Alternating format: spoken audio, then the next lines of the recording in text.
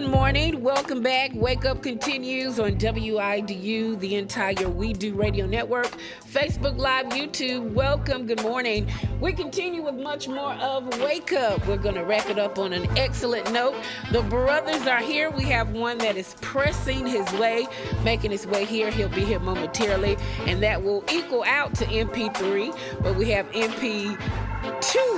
No, I said that wrong. MP1 is making his, well, he's already here. So we do have perfect attendance. MP1, 2, and 3 are here. They are ready to give us what we need, which is MP3 Radio Talk Show, keeping us in the know with things that are happening locally as well as nationally. We are ready for MP3 Radio Talk Show. Good looking 1, 2, and 3 are in the building. Hope you gents are well, and we're ready for you. Take it away. Good morning. Thank you, Tammy. Good morning. This is Marshall Pitts. Module Pitts. And Myron Pitts. And we are MP3. You notice when Tammy was talking about good looking, she said good looking number one. Then she dragged and said, well, I guess I'll go ahead and include the rest of them too. I actually thought she was looking this way. Well, I do know Tammy always remembers to give you some bass in your microphone. Yeah, well, that's wrong with that. Yeah, she knows. I noticed she always uses to give you bass. She doesn't need that for Myron. No, good. Yeah. Well, yeah, that's she doesn't need that for your son. I don't know where you get the squeaky voice from. Yeah. He got it from my mother. I guess. Squeaky voice. Sure does. The high-pitched tone. You got that from my mother. Right. Well, thank everybody for tuning in. Also want to thank our participating stations, as we always do. 99.7 FM here in Fayetteville, North Carolina, where we broadcast from. 98.5 FM out of Red Springs, North Carolina. Thank them for their participation. 97.1 FM out of Lumberton, North Carolina. Welcome. And certainly 92.5 out of Laurinburg, North Carolina. All those stations for many years have been helping to That's right. promote MP3. And we were very much appreciative and grateful for their support.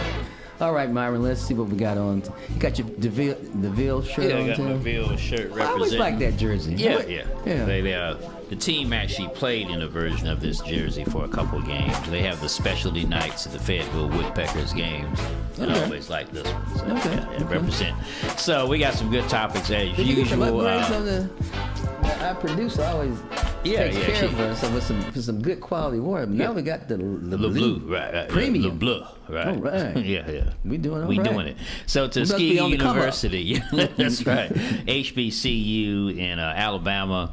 They made national news with they got a new some dress code policies. Basically, don't want students wearing their pajama type gear to unreasonable class. dress code policy. Yeah, we'll talk about that to see if it's too intrusive.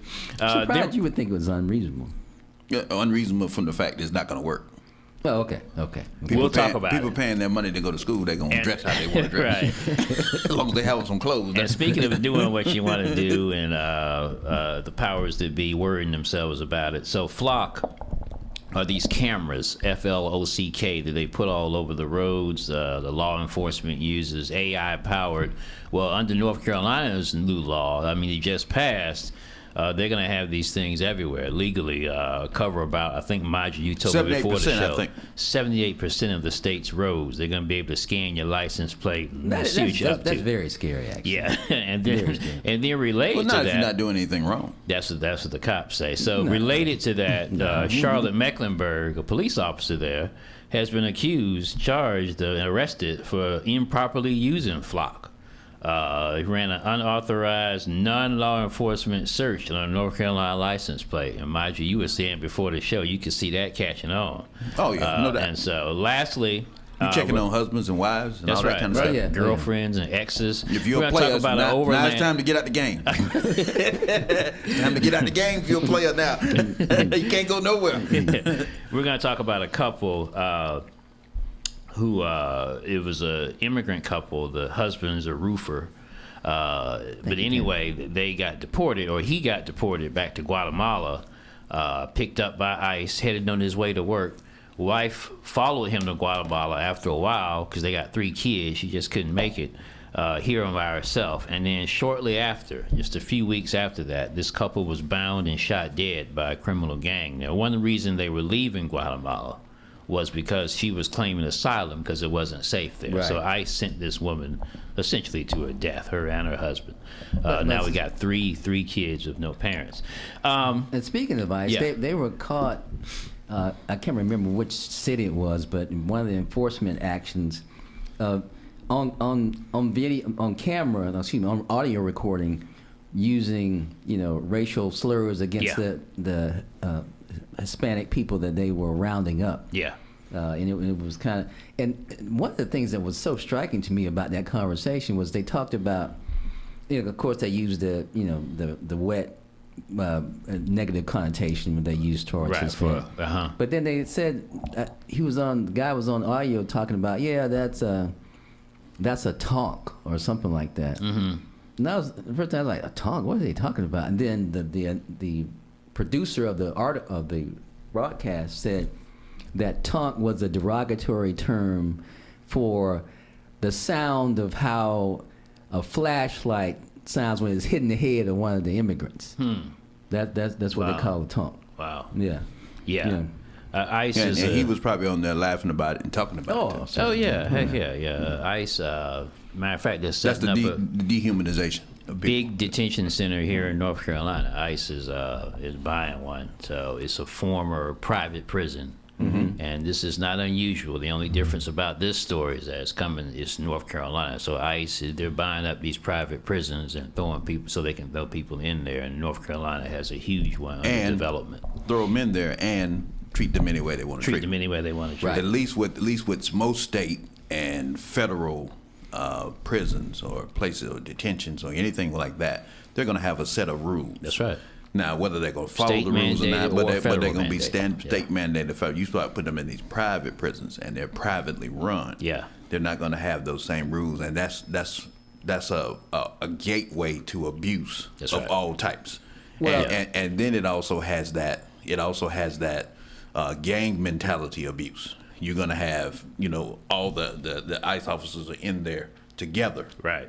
And then they're all kind of talking the same way, and then that group thing, and then one person is being, then the other guys who would normally get involved in that type of behavior are also in that type of behavior. When you worked at the prison, it was like that mentality. Oh no, we had all kind of rules. Right. Stop all that foolishness. Yeah. We didn't have anything like that. You believe though, without those, so something like being a little mouthy, y'all would kind of get them over in the corner, and tighten them up a little bit as a group. There are ways to deal with people without just.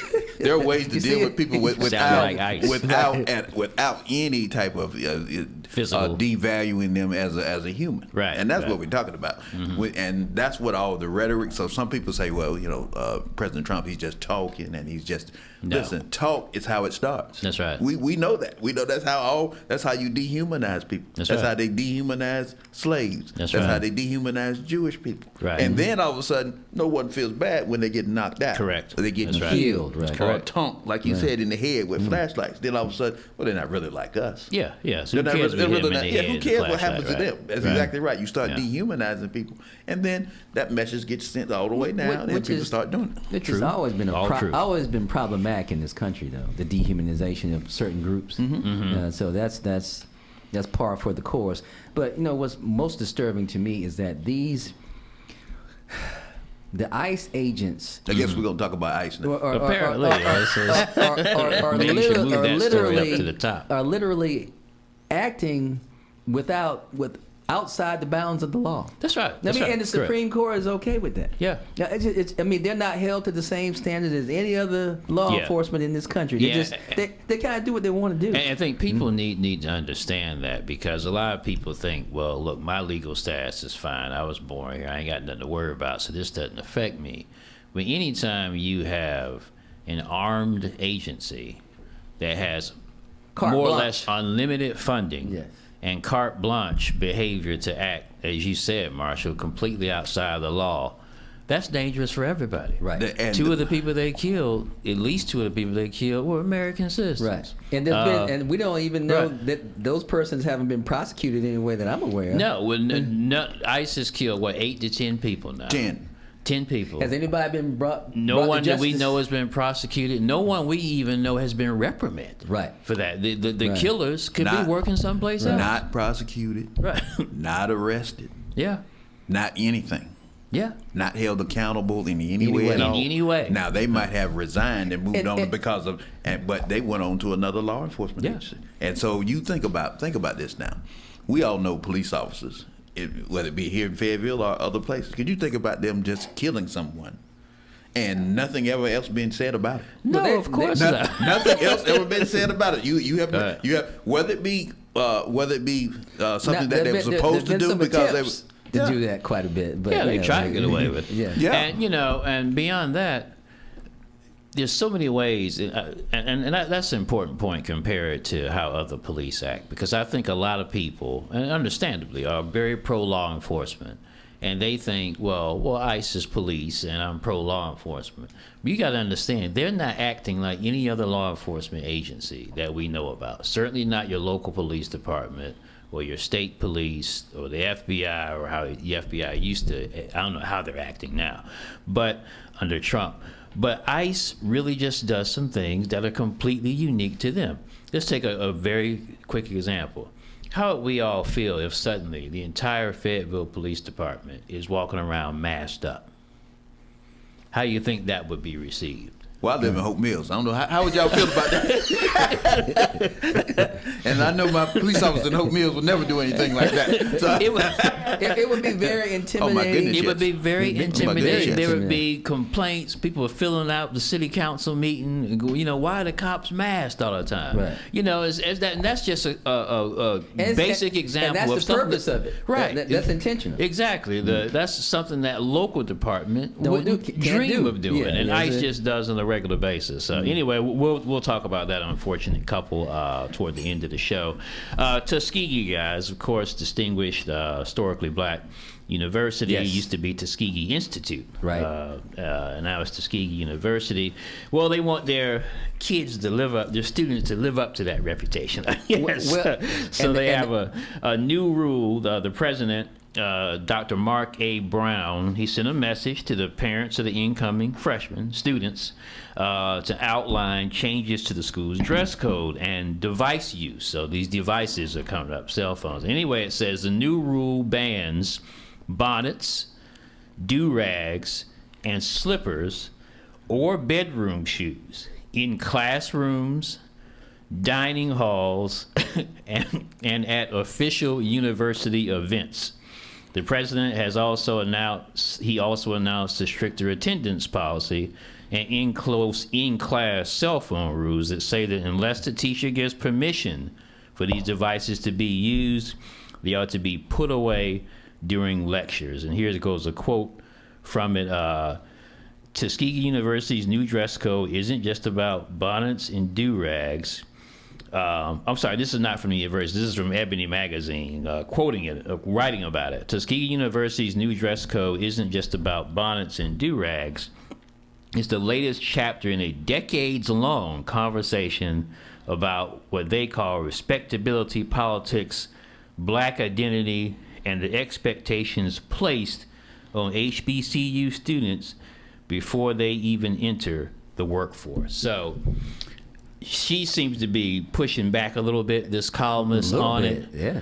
How do we feel back. about this policy, and does it do what she says, trying to sort of force African Americans into a respectability box? From a position of, and all of us have been leaders in one field or another. Right. From a position of leadership, you don't put in place policies that you are not prepared to enforce. And that's my only problem with the policy. I don't have any problem with them saying that we won't to wear certain things in class. Students are encouraged to. Right, yeah, students are encouraged, but when you start putting, so what if the students say, I'm going to wear my do-rag, pajama pants, and plenty of slippers, them are going to say and that. they're going to say that, then what? Right. Because then because even if only one of them does, Yeah. but we know it's going to be more than one. But even if You only might one have of them more do, try it now and because then, of this. Exactly, and then what are the repercussions? What are the repercussions? These students have paid their money to be in the school, and are you telling me that Tuskegee is going to suspend them from school? Can you suspend kids from school in college for non-felony violations and I criminal? think you can if it violates, if you have school code set up. And there may be a process now. Yeah, I'm pretty sure it's not just instant, but you probably have to go before, a formal board. But you got to be able to tie that policy to a legitimate goal or objective that's, relates to education. And but to your larger point, whether or not they will enforce this, I doubt it. Are they prepared? Are they prepared to put kids out of school for this? Well, I'm sure they wouldn't have anything that's harsh. But what else could they do? But they may. I don't know what the punishment would be. Nothing, and that's the problem. I'm sure it wouldn't rise to the level of expulsion. Whenever you outline a policy like this, and you're asking people to cooperate, you got to have the repercussions set up too. I agree. You got to say to yourself, "This is what I'm prepared to do." I don't think expulsion is going to be part of that, agenda of things that can be. They could be penalized for. Maybe they'll escort the offending student back to his dorm room. If it's not expulsion, he can change out of his do-rag. It's not expulsion. You're not going to kick him out of class. No. You're not going to put him out of class. No. But you may do stuff like some of the extracurricular stuff. Like, for instance, if you can't, not allowed to be going to certain public. Like maybe you can't go in the cafeteria dressed like that. They can enforce cafeteria if they choose, if they want to go. Extracurricular activities. Can't go to football games or basketball games. It says official public events. So they can. That dog not going to hunt. You're not going to be able to. You can try. But think about the spotlight that puts on your university. Yeah, already it's put spotlight. You got exactly. Yeah. You got a do-rag on your head. Mm-hmm. You got a bonnet on your head or some slippers on, pajama pants or whatever it is, and you trying to go to a football game. Yeah. You mean to tell me you're going to have security escort those people out? Part of that looks bad. Yeah. That looks bad all the way around. Right. You know what they could do though? They could give them a nice little hefty fine and make the parents pay. And then parents lean on the kid. That's really. Parents not gonna lean on the kid. The parents gonna come out to the administration. They're not leaning on the kids. Trust me on that. Right. So you have to have something. I remember when there's always a sports story. You remember when the NBA started putting in place the dress code, right? Which they can enforce. I call it the Allen Iverson dress code because Allen Iverson come with do-rag on his head, Yeah. But I'm thinking to myself, you want him to wear you want him to wear a shirt and tie to a basketball game. Yeah. What he should be wearing is a warm-up. Right. Or something along that line. Right. But not just, so they started impressed. So you should have seen how Allen Iverson was dressing after that. He have a little tie on, but he still got, anyway, he's still Allen Iverson. Yeah. So, but you said it best. Yeah. Their point was they were able to enforce that. Because they're they fined them employees. if their dress code was not exactly right. They fined them and fined the team. The president is really showing some courage where you think is good for a good thing or a bad thing. But it's some real courage here because this really can put him or her, who I don't remember. It's a guy, put him Brown. at some serious risk of getting run out of town, man. Because those parents and those people who support that university, that's the first thing they're going to argue, like we just talked about. I'm paying my money for my kid to get his education, and you telling me he got to be dressed more formal to go to class? I think a lot of parents probably would kind of agree with him, though. Yeah. Particularly in the African American community. I think if you were to ask most parents, and maybe even us on this panel, does a student really need to be showing up in class in his PJs, PJ do-rag and a bonnet? No, probably not. I mean, that's Slippers not on. a serious frame of mind. That's our perspective. Right, but I'm saying a lot of the parents would be around our age or a little bit younger than us, and they might have a very similar perspective. I do think if it comes down, Marshall, like you said, to my individual student has been targeted for like fines or something like that, the parents are going to go after the administration. It's not going to be It's not going to be just, they will see, because there are going to be a lot of kids that are going to violate this rule. Mm-hmm. They're going to test it to see what's going to happen.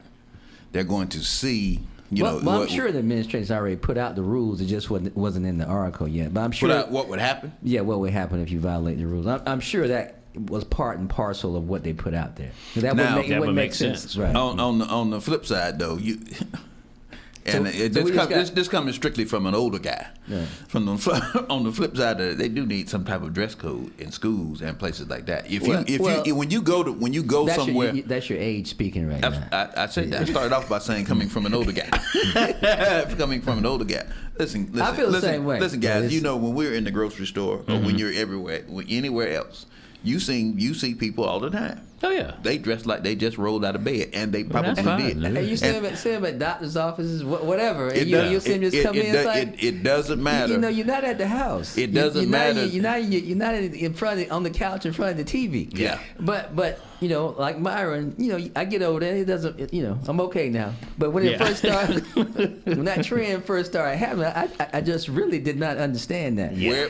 And I can tell you that it's just we are a much more leisurely society now when it comes to dress. Oh yeah, we're way, way more. I mean, right. it's just exponentially less formal.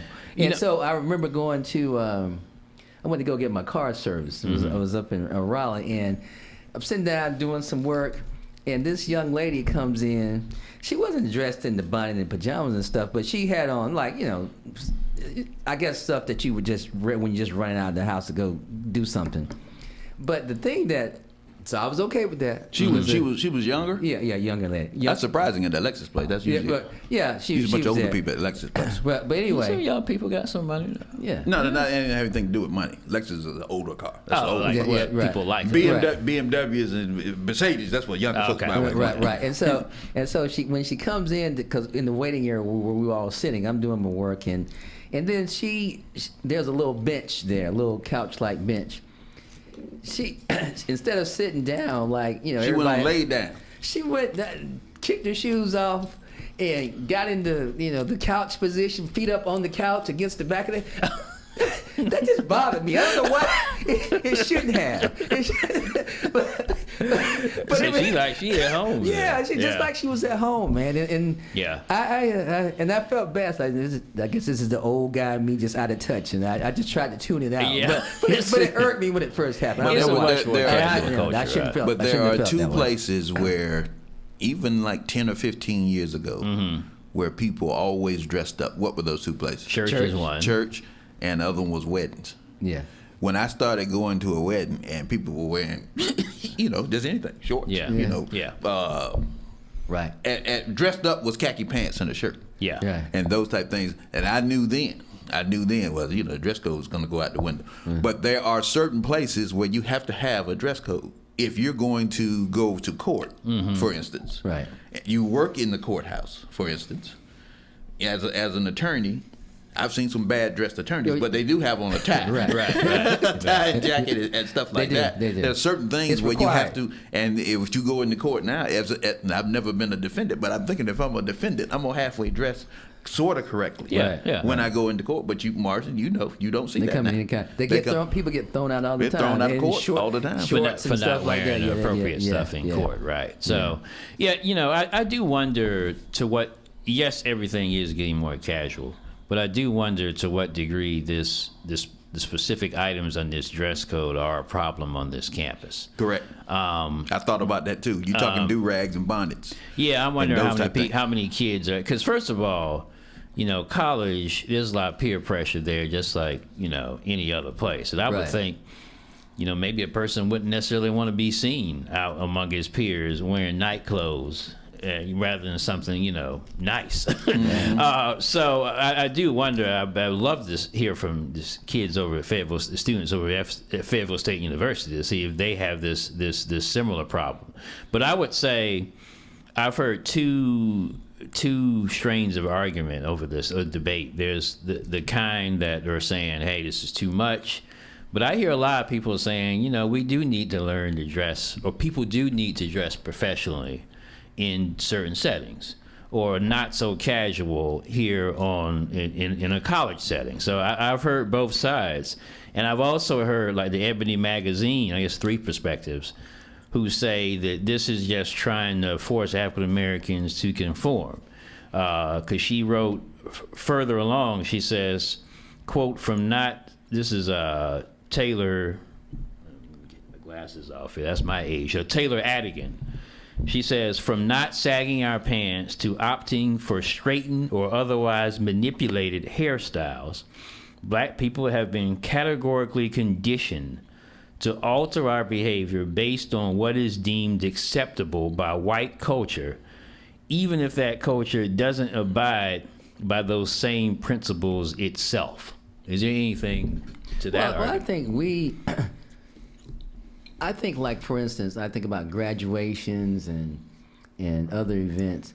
I think African Americans, even though everything is much laxer now, I still think on the whole, we tend to dress a little more formally in a lot of situations than our white counterparts. Yeah. So I don't think they're. I think we're kind of doing our own thing when it comes to that, because I've been to places, and some of my friends that are of a different race, oh man, why you got why you dressed up? You know, they would have on some jeans or something. I get that a lot too. Why you dressed up? Yeah. So no, I don't think anybody's at this point is. We're following the lead of anybody else on that at this point. I always go by this is the policy I follow in my own head when it comes to what I should wear to certain places. If I'm unsure of what the dress code should be or will be, then I'll wear a shirt and tie, maybe even a jacket. Because the way I'm looking at it is this: if I'm overdressed, I can always pull off the tie, jacket, leave it in the car, and I'm still good to go. Right. Yeah. But if I'm underdressed, there's nothing you can do. You know what I'm saying? If I'm wearing shorts, I'm wearing shorts, That's right. and everybody else is wearing something else. Right. There's nothing I can do. Right. Yeah. There's absolutely nothing I can do about that. And so, again, I just wonder what the policy is going to be. Like Marshall said, I'm sure they have something in mind How it's gonna what the be policy enforced. is going to be and Right. how it's going to be enforced. I don't necessarily have a problem with people being dressed down on a college campus. The problem I have with it is there should be some places where people have to wear dress type clothes. Not necessarily church or wherever, but some places. I just remembered why the thing irked me at the dealership. Yeah. She didn't have any socks on either. That's And so she's got no socks. That's a line in the sand for me. Yeah, right. yeah. Up against the furniture and stuff. Right, right.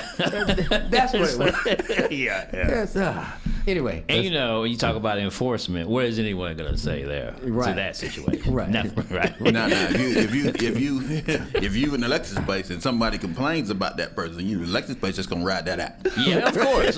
Yeah, right. This person has purchased They're a both Lexus. customers. They're both Right. customers. Put something on your nose so you won't smell the feet. Yeah, he or might whatever. show you some accommodations elsewhere in the waiting room.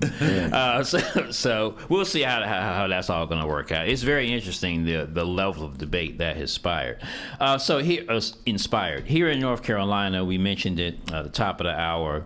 They have these AI-powered license plate readers.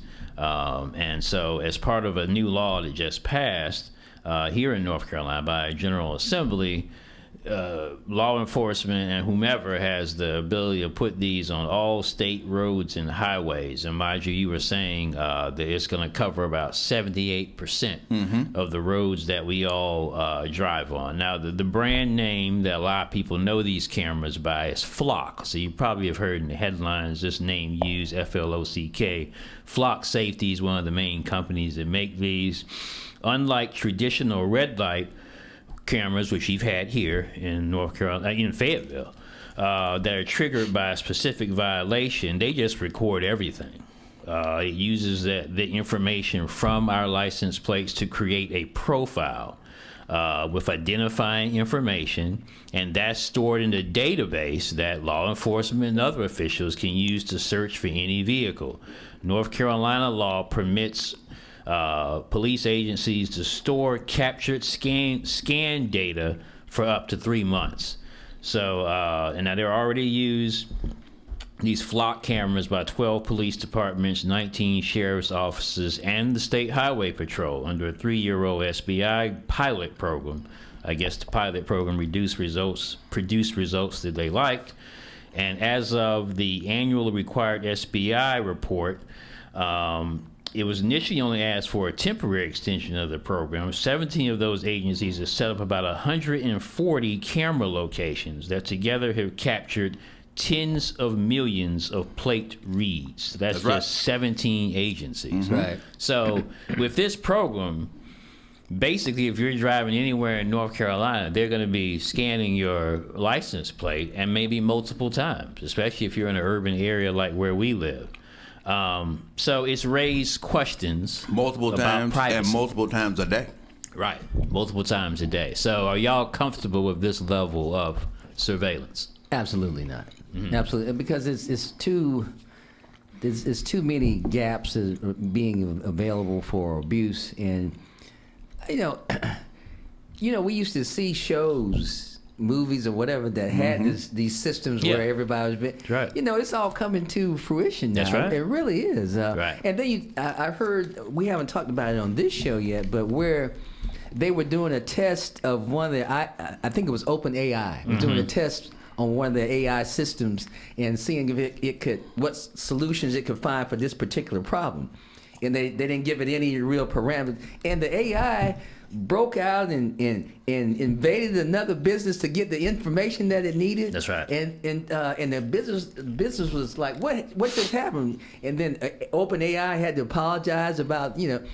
And that has now happened again. Right. So the AI just on its own decides on its own. This is what needs to happen for this to take place. Right. So, like for instance, now, and it talked about in this article about the flock, how sometimes it misread AI. Misread the license plate AI number. makes mistakes. It by the makes way. I hope mistakes. everybody knows that. Yeah, AI makes mistakes, and then they had the wrong license plates, and they arrested this lady. This lady arrested a lady for something. They pulled that car over. They thought the car that it was Right. the wrong car. NPR And did a story on that. And they held her for a time period. They ended up giving that lady about $60,000. Yeah. And see, that's the thing. See, people think it's AI or it's Chat GPT or it's Flock Right. or whatever. They don't ever make mistakes. Right. The problem with it is we've seen all this before. We've seen this before. You remember when the internet was coming along. Now you see how wide open the internet is. There are no guardrails on the internet. People can go search for whatever they want to search for, find misinformation, half the information, a lot of the information erroneous, and then they put that information out. Yeah. And so now people are trying to hustle backwards, trying to figure out how to make sure that stuff is on the internet. It's the same way with this AI. They're just releasing it. Yeah. Same way with Flock, and they're releasing it and with no guardrails, and then trying to right. figure out how to do whatever. Right, and then then the law is rushing, trying to catch up later on down the road after all kinds of atrocities have occurred. And in that specific case you were talking about, I think it's the same case where AI, they were using facial recognition. And there was a case involving facial recognition. They matched this woman up with someone, and it wasn't the right woman. But because it was AI, the computers doing it, law enforcement, that gave them more confidence. So they actually, this objective computer figured this out. Right. So it's you're the one who did. And so, and that's who's going to be using these tools, law enforcement. And they're not going to necessarily, if it says, this license plate, Nigel or Myron or Marshall did this set of crimes or whatever, or they're illegal, driving dirty. They're going to take it as the gospel. They're going to take it as the gospel. And AI does make mistakes. Let me give you just a basic example. The Observer, we moved our offices from Executive Place to Worth Street. So we're on Worth Street downtown now. And I asked AI just randomly, when did the Observer offices moved from Maiden Lane, because that was our headquarters for many, many years down near Massey Hill. And it put that date at 2016 or a date when we actually moved to Executive Place. And no matter what prompts I put in, it was convinced that we moved straight from Maiden Lane to our current location. And we were at the other location 3 or 4 years. It just didn't register that. Right. And that's a basic mistake. It should be easy for AI. So those are the kind of mistakes it made. So there's a great quote from Zach Contreras, who's with the ACLU of North Carolina, American Civil Liberties Union. He says, mass surveillance systems rarely stay limited to their original purpose. What begins as locating a missing person quickly expands into informally sharing data with immigration enforcement, abortion-related investigations, or private political monitoring, and broad intelligence gathering. Yeah, and so if you think that's going to stay in the law enforcement realm, it's not. Because you're going to have all kind of private citizens going to be tapping into that, trying to see what's what. I'm going to tell you, if y'all were still players, still in the game, it's time to get out the game. Never a player. You can't, you can't hide now, buddy. you can't keep cross borders and go to this town or that town and think nobody's going to see you. Right. I never even liked it when you hit the toll thing. Hit the toll things and get your license plate. Get your license plate. I do like that. Send you something in the mail. I don't like that either. I like it because it's easy compared to stopping for a toll. And so, and then Well, yeah, that sense. That's all I mean. Right. And then you're going to have to answer questions. When were you over there, Michael? When were you in Charlotte? Yeah. And I'm supposed to, sometimes it will send you something later than it should. I'm thinking it should be sending you something within a week or two, but sometimes it might send you something a month later. That's true. And then you don't know. You kind of remember where you were a month ago when it tapped you. Right. I'm telling you, when you have this, it's always unnerving, and they always send a little snapshot of your car. That's right, because it takes pictures. I was like, I just don't like that. Man. So talk about so we actually have a case of a misuse of, or alleged misuse of, a flock camera. It's a Charlotte Mecklenburg police officer, Seth Elliott, 25. He was arrested Wednesday in charge of illegally accessing a government computer. Investigation, according to the SBI, found he allegedly ran an unauthorized, non-law enforcement search on the flock, on the license plate using flock. And so he's been put on administrative leave. He's being held on bond, and we're, to me, early in the game. So if we roll all that out, did they say what he was using it for? It didn't say. It didn't say that, and that's probably because it's still in the investigative stage. So who knows what he could be using it for? You might have an enemy or an ex, something you want to track. Wherever you can see where she's going. Right. If you have access to these tools, and because it's going to be so widespread, a lot of people are going to have access to the tools. So not just the AI making mistakes element, you got the human element involved with it. That's it. Human element for abuse. Even more is that the AI, in a lot of instances now, more and more has the capacity to develop its own purpose on what it's going to do. Right. And that scares me to death because that's unlimited what can come out of that. Both of those scare me, the human element and the AI element. Think about this now. So you have that facial recognition that's been around for a while now. Now, and they get black folks wrong all the time. Yeah. It's better, but it's still bad. It's still bad now, and you guys really need to worry about that. You two need to really. No, you need to worry about it from the standpoint that might be somebody that look like you two. Now me, you have completely unique looks. Yeah, I've got unique looks. So there's no one going to look like me. But program note, we're all in the same family. But what I would say though, and you can get that wrong. Facial recognition, you can get that wrong. You can get that. It could be this person. I'll never forget when. The South Carolina lady who drove Susan Smith. And she described a fictional person. That's right, a fictional black person. Which we all fell into that category. It was a short guy. Yeah. She said it gave a height range, but it covers like probably 80% of black men or men. Men in general. Yeah, that's right. I can't remember. It was like 5'6" to 6'1". The classic medium complexion. That could be anybody. That could be anybody. Define medium. And I was until they found out she was lying. They found out she was lying fairly quickly too. Yeah. But when they found out she was lying, a lot of brothers got rounded up. Yeah, man, I was kind of in the house for a couple of days. That was South Carolina. I don't care where it was. Up here. I don't care where it was. I was kind of in the house for a couple of days because I didn't want to get rounded up and swept up in some bogus investigation, which we found out later. And I was living over there by in Duke Manor at the time. One of those identity things came out, and it was you feel uncomfortable, man, because that's right. Because some of the white citizens in the complex, they see you, they see you fit the description. You could tell they're like, maybe I need to call somebody. Maybe I need to call somebody. It looks like him. The other law enforcement change before we leave this that affects law enforcement, this topic, and the state legislators kind of slipped this in. law enforcement now does not have to track, not have to record racial data for traffic stops now. Racial data and other things. It's no longer a requirement. Yeah, they're not. They don't care about any of that stuff anymore. Well, Not- and see, under that was the current kind of thing. If you look here, right here in this community, it was that kind of data that Troy Williams and others were looking at. Others, I was in that too. Yeah. Others like Marshall your brothers.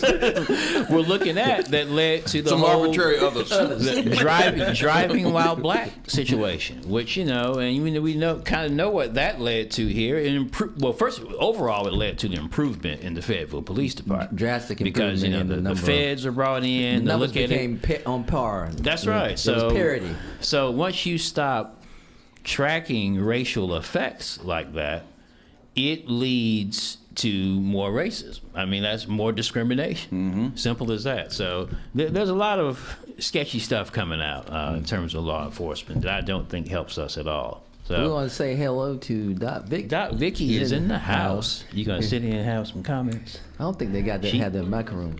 Oh yeah, she's got a question for us. So. What you got? I don't know if that's work. A hot mic. Come or over, not. come over here, Doc Vicky. So I read a couple of days ago that there's a law was passed that if you loan your car to your kids or somebody that's not your car, if you're driving a car that's not registered to you, you can be fined for that. Have you heard this? I hadn't been keeping up with that, Vic. So. $1,000 for each instance. Oh, we gotta look that up, Doc Vicky. I ain't heard that. But So I don't have to worry about that. I don't loan my car to nobody. That's what you You do. got a wife, though, don't you? She don't drive my car. She had to. You don't have a wife law. I certainly drive my wife's car. She drives mine occasionally. Yeah. She drive. I was thinking more along lines of kids too. Yeah. Now you have to, your wife's gonna drive your car. I might loan my car to one of you two criminals. I don't know. But I used Does to, Miles ever drive your car? Yeah. Is he driving though? No, he hasn't. Not yet. Okay. Does he drive which car? Is what you asking? Yeah, I mean, if he starts driving, whose car is he under gonna the drive? law, my old Lexus. Okay. Right. Okay. But the law. He's not driving the big dog now. We gotta look that up, Doc. Because that's a question. Please do. Yeah. But Yeah, we talk about we'll that. look that up. But I do know that under insurance laws, typically it would be they have this family purpose doctrine. If you live in the same household and they were your children or whatever. So that's what may have changed. They Okay, we would gotta have look been at that. allowed. They would still be responsible for covering that stuff. So, Yeah. if the All child right. did something. So I Okay. guess they're trying to cut loose from that. Okay, so to transition here to our last topic, one thing that the ACLU person mentioned with these flock cameras is they could be used for immigration purposes. Now, we eventually, right, and we talked about ICE and how they're kind of just doing what they want to do. Imagine this tool in the hands of ICE. And our mother That's a said, chilling thought right there. and our mother said that many, many times people have taken me to be someone else, especially when she was younger. She said, I would just say she thinks she has a common face. And so a lot of, not really sure what that means, common. I think we can take it from context. She thinks she has a common face. That means we must have at least partly a common face. The proverbial, they all look alike. Well, I'm going to tread delicately here now. Please. I'm going to tread. People do of certain races, whether it be blacks, whether it be whites, whether it be Hispanic folks, people do look alike if you don't know them. That's right. I've Especially if your interactions are limited. I've seen people Yeah. who look like someone else. I'm saying to myself, that's at least got to be their brother. Yeah. And you find out it's not even related to Right. it at all. And then they also say that we also have, everyone has someone who looks, close to them. I got into that in East Carolina. Really? There was a guy, he was a good looking fellow too. I'm sure And he was. Who people said you look like. Yeah, and he had done something criminal. And so they were looking for it. How do we know that wasn't you? Well, we don't know at this point. And Those that's a long files time are ago. closed. Statute of limitations. But when I found out, Somebody take the fall for you. whatever he's supposed to do, the statute of limitations ran out. So, but this guy, when I saw him, I actually saw him later on, And the track guys had told me that there was a guy on campus who looked like me. Right. And he did. He resembled me. He could at least been our brother. Right. Or our first cousin. Yeah. Yeah. He could at least been a brother, our first cousin. Like I said, he was short. He was a good-looking fella. And and so I'm saying to myself, there is someone out there that looks like, and sometimes it can be hard. That's the reason why you always say witness identification is no good. It's no good. You got to have other identification because somebody can tell someone, I saw Module Pitt somewhere, and then it wasn't him. It was someone else. Gilbert Bays, the newsman, there's a talk radio guy. There's a guy who looks just like him. And Really? Gilbert has taken pictures with the guy. You couldn't tell them apart. Really? Mm-hmm. So if you saw him in a different, and this guy lives in this community too. I want to say maybe Spring Lake. But if you see him somewhere, and you could easily think it's Gilbert. So And see, you just it got does hope, happen. you got hope and pray that look-alike is law-abiding. Not only that, I know that guy gets tired of people thinking he was Gilbert Bates. Oh yeah, Right. probably pitching stories to him and everything. Hey Gilbert, how you doing? You are Gilbert. And some people will fight you over that. Right. I know. You say you're not somebody, they don't believe They you. won't believe you, right? They're trying to go incognito. So this couple in Missouri, Overland is part of Missouri where they're from. They are from Guatemala originally. It's Nixon Giovanni Perez Paz and Glendy Marisol Gonzalez de la Cruz, married couple, had been living in Missouri. They were working there. The husband was a roofer, did roofs, 3 children. As a matter of fact, she just had a child. The child is now 14 months old. So ICE, the aforementioned ICE, they picked up her husband and another person on the way to a roofing job. And I think this is so important to highlight this because if you look at all of these stories, most of these people they're picking up, they're going to their jobs, they're going to their immigration hearings that were already scheduled. They're doing stuff other than committing crimes. They're not committing crimes. That's the They point. picked him up. Of course, held him in detention. They didn't know where he was. I think he was in Georgia for a while. They eventually deported him to Guatemala. His wife, she was in the asylum process, which is to say, my home country is dangerous or chaotic. I'm here to live and I'm seeking asylum. So she was in that process. So really, she was legal. And that's why I don't really like when people use this term where they're illegals versus undocumented, because some people who are undocumented are here quite legally. But she, after a few months, and remember she had 3 kids and one's a baby, an infant, she was just struggling here. So she went to join her husband. She voluntarily deported, that's what they call it, to live in Guatemala. So within weeks of that, the couple was going to go buy a motorcycle. They struggled their whole time down there because they didn't have any ties there. They'd been living here. Right. So they were going to go buy a motorcycle in another town. They got waylaid by this group, maybe a gang, bound, gagged, shot to death. And so they're still investigating what happened. But that to me is, there are many things I don't like about this mass deportation. I think first and foremost, I think it's completely unnecessary to handle it this way. But then when you see repercussions like this is an intact family. The husband was employed. They were able to take care of them. They happened to be church going. Really kind of living the American dream, and it escaped a place that they felt was too dangerous to live in. Right. And then because ICE is trying to hit some arbitrary numbers as the number of people deported, they get picked up. And the that's husband the gets problem. picked up. And that is the problem. That's the main And problem. now That's dead. the issue, is they're trying to hit that arbitrary 3 number. kids with no And you're parents. not going to hit that number if you're just looking for people who have actually committed crimes. Committed Right. crimes, right? And so they've been given this arbitrary number, whatever it is. It's a lot too per day. Yeah. And so they're given this number, and then they're just arresting people arbitrarily. Yeah. Well, meantime, people are actually committing crimes that are here illegally and committing crimes. And committing crimes. It's still ongoing. And the Right. illegal population, their criminal rate is way lower than the general That's regular right. population of Americans. Right. Right. So you have to understand that think about the Haitians, that temporary protected That's what I was status gonna bring that up, has yeah. expired. Yep. And you're talking Monday. about what, 350,000 or so That's right. people, and they're here. Most of them will tell you they're here because of they were seeking asylum or what have you, because Haiti is just in disarray. Yeah. Oh my goodness, Well, yes. And so I don't know how the Trump administration gets away with saying, well, that's not a legitimate claim, because they have Haiti as a place where they do not want Americans to travel. It's on the do not travel to list. Right. So that's part and parcel of being a prime example of a country that's not safe to go to. Yeah. But yet they're going to ship 350,000 folks back that way. Remember how it started too. We talked about that at the start of this show. The dehumanization of Haitians. What did they say about Haitians? Claimed they were eating pets. Trump said Oh, he said that Trump at said the it. debate. Yep. Yeah, he said eating dogs and cats, pets, Right.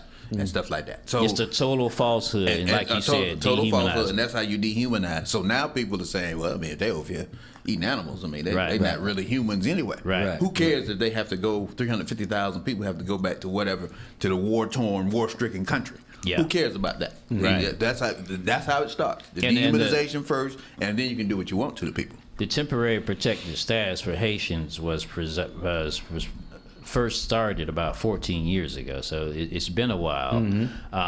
They have that group, as Marsh pointed out, 350,000 people. 50,000 children have been born here.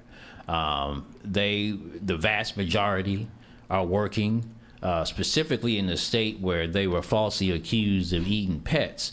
Ohio leaders there, some of the municipal leaders wanted them there to help out with the factory jobs and the work And they were doing just that. And they hard were workers. doing just that. So Monday is when their temporary protected status expired, Monday earlier this week.